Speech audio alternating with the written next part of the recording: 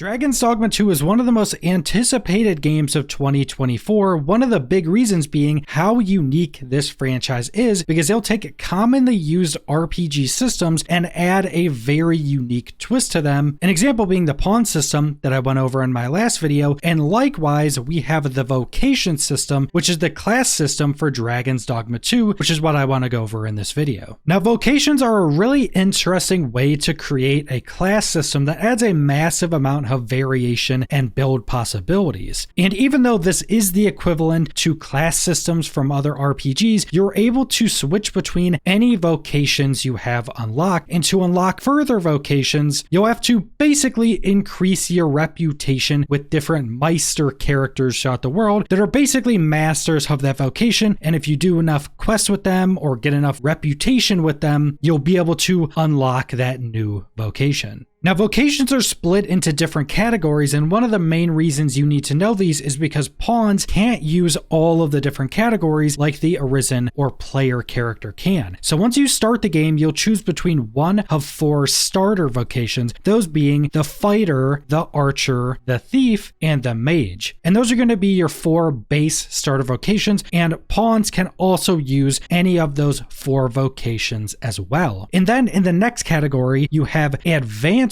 vocations. Now, we currently only know of 2 of these, being the warrior and the sorcerer, and these are kind of upgraded or augmented versions of some of the base vocations. So a sorcerer would be a augmented, kind of upgraded version of the mage, and a warrior would be a kind of upgraded different version to the fighter. Now, your pawns can also use advanced vocations. So currently your pawns have 6 different vocations that they can use, but as of right now, that's all that pawns are going to be able to use. But then for the player character, you also have hybrid vocations. Now, these are a mix of 2 different vocations, and these include the magic archer, which is basically mixing together a mage and an archer. So you're going to be an archer using a bow, but you can infuse different magics into a lot of your bow attacks. Then you have the mystic spear hand, which is mixing a fighter and a mage. So now you're going to be able to use all these spells, and you have this big 2-handed spear to use as well. And then finally, we have the trickster, which doesn't really seem to be a direct combination of any of the starter vocations, and it seems to be one of the more unique vocations because it's not directly attacking enemies, it's using illusions and different buffs to try to control the battlefield, so more of a tactician type of gameplay. But then with one of the most recent reveals for Dragon's Dogma 2, it seems they've added another category of vocation. I don't think they've explicitly called this another category, but that's what it seems to be, just based off of the information we have. And even if you look at all the vocation symbols, they're categorized with different borders. So all the 4 starter vocations have a very minimalistic border. Then the advanced and hybrid vocations all have a more intricate border. And then once you get to this last potential category, it has a much more intricate gold border that's much more extravagant than the border of any other vocations. Now, this last vocation is called the warfare, and this is pretty unique, and it seems like this is going to be a more end game vocation that you have to do a lot of progression throughout the game to unlock, because when you choose this vocation, you're able to switch between 3 different weapons at a time, which will give you all the different abilities of that weapon or what vocation would normally use that weapon. And some of the footage they showed of this was a mage character using a staff, casting a spell, then switching to a big 2-handed sword and leaping at an enemy. Now, it does also seem like there's going to be quite a lot of intricacies with this because there are different sets of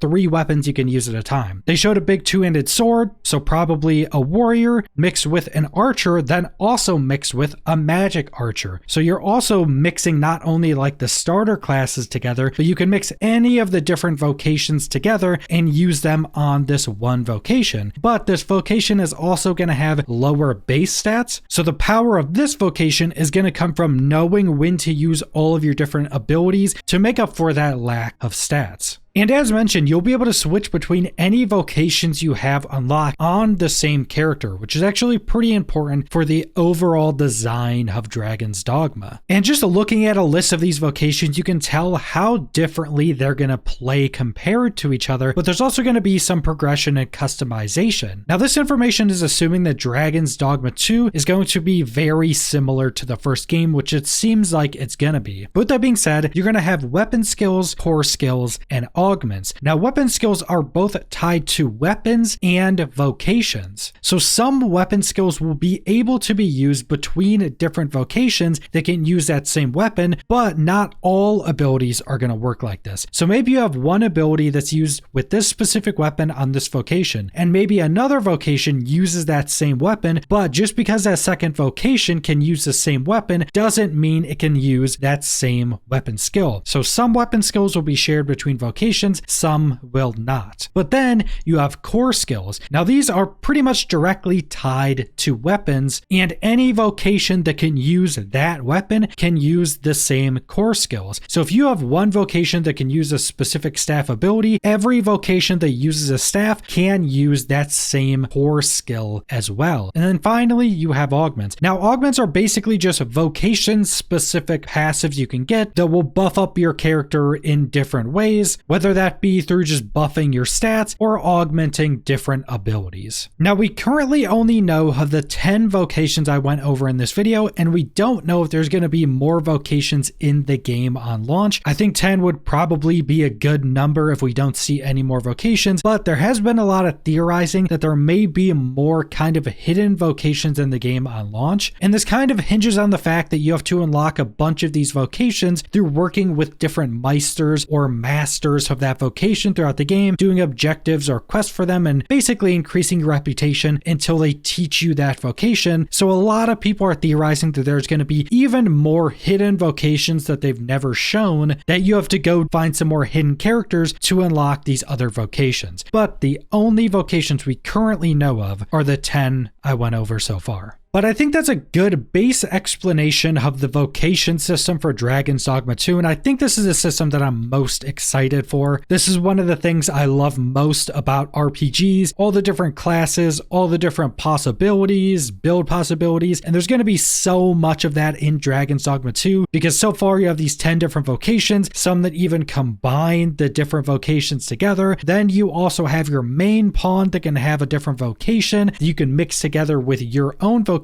out in combat. Then you'll have 2 other pawns you can get from other players to bring with you that can also have different vocations. So there's just going to be a crazy amount of min-maxing to get the best party or to get a good party setup. And I think that's just going to be one of the coolest parts of this game. But that's all I want to go over. So thanks for watching.